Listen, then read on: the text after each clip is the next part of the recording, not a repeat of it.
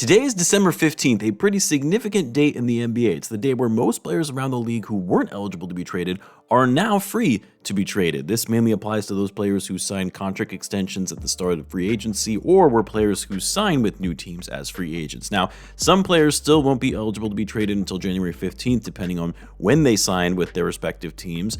But I believe it was reported that over 90% of players in the NBA are now trade eligible to be moved as of today. This would even include players like Patrick Williams or Jalen Smith, who the Bulls signed over the summer. However, we're not here to talk about those guys. I find it very unlikely the Bulls would move either one of them. And yes, that includes Patrick Williams, despite some of the rumblings a few weeks back about the Bulls being interested in shopping him. No, we're here to talk about Nikola Vucevic, probably the most obvious player on the Bulls roster that is going to be a target for the Bulls to be looking to trade given his age and their future direction. And also a perfect piece for a contending team that is in need of a big man who can crash the boards and score on offense, and who is, quite frankly, having one of the best seasons of his career at age 34. And it was recently reported by NBA insider Mark Stein that the Bulls are seeking a first-round pick in exchange for any deal involving Nikola Vucevic, which, okay, I admire the front office's ambition and aggression in trying to get the best return possible for their starting big man, especially considering he had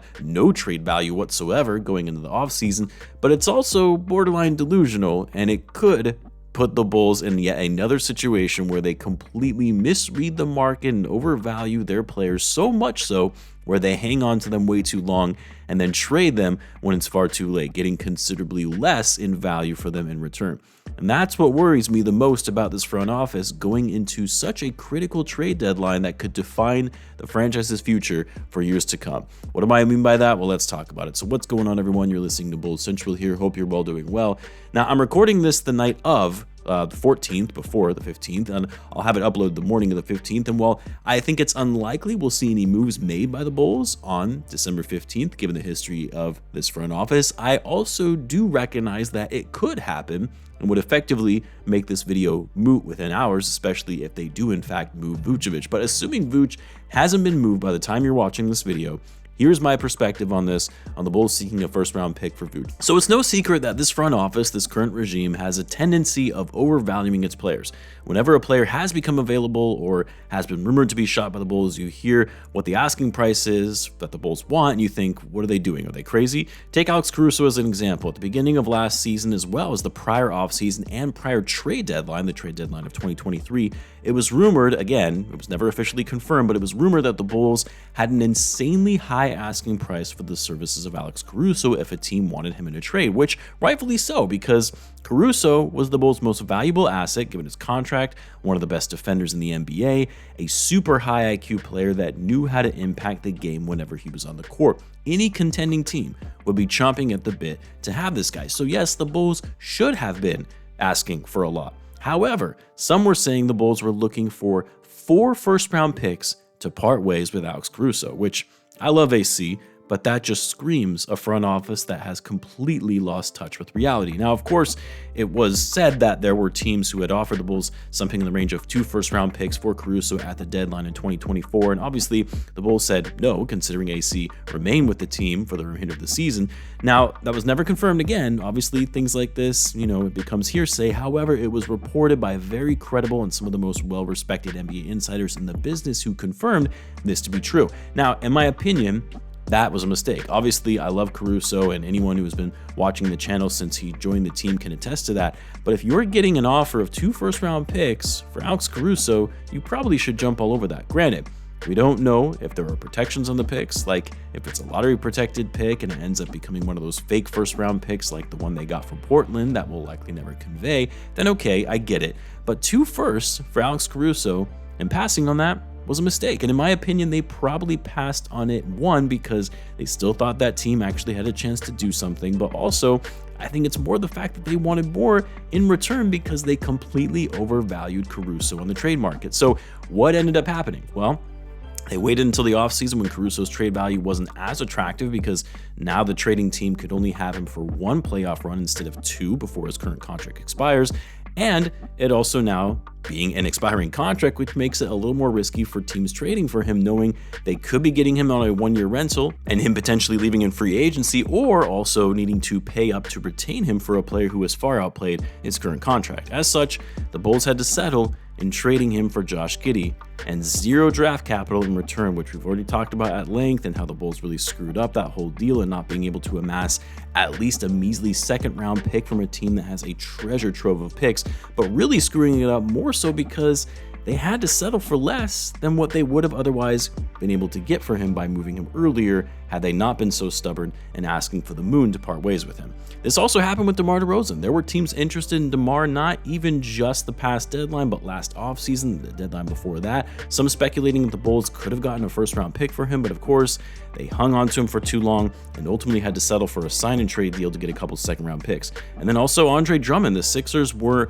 willing to send a couple second-round picks to the Bulls at the deadline. The Bulls passed, and then Drummond walked for nothing to Philadelphia.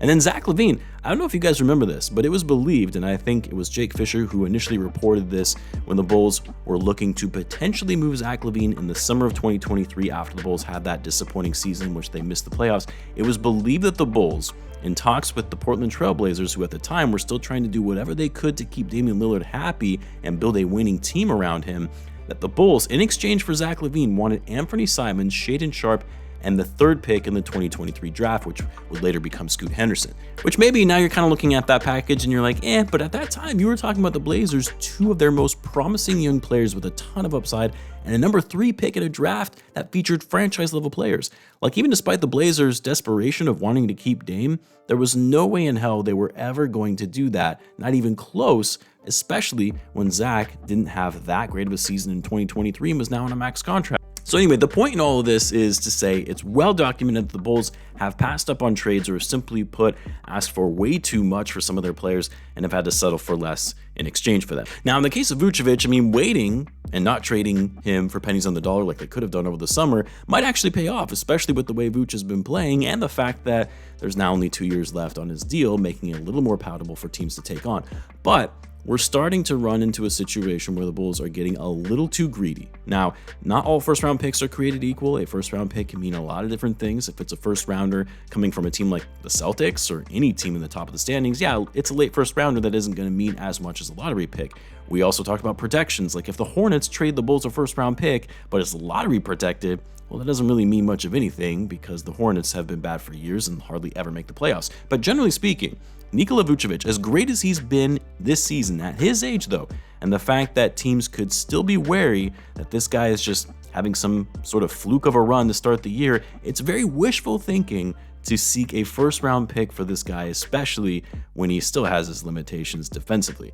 Now, I will say, if it means the Bulls have to take on a bad contract, which could be possible considering you're going to need to bring in a player who is making a decent amount to match Vucevic's salary, and maybe in that instance, attaching a first-round pick in this deal is justified and rational. Say the Lakers wanting to trade the Bulls D'Angelo Russell, who the Bulls really have no use for and wouldn't re-sign him anyway, so the Lakers attach a first-round pick to sweeten the pot, then okay, that I can see. But if the Bulls are calling around front offices saying, hey, Vuce is available, but we need a first-round pick, nah, come on now.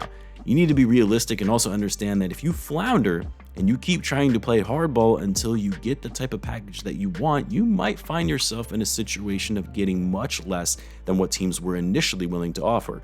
Bulls should be taking advantage of the fact of Vuce playing really well right now and being grateful that they actually have a chance of getting something of value for him in return when that was non-existent this summer and appeared to be a guy they were going to be stuck with until his contract expired in 2026. He doesn't fit your timeline. He actually has value at the moment. Move him while you can before it's too late.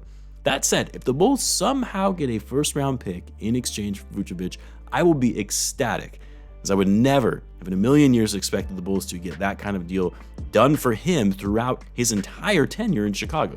We'll see where things go, and we'll see how these next few weeks shake out and whether the Bulls will actually, in fact, make any moves leading up to the deadline. Anyway, I would love to hear what you guys think, though. Let me know in the comments. As always, be sure to subscribe, and I'll see you in the next one.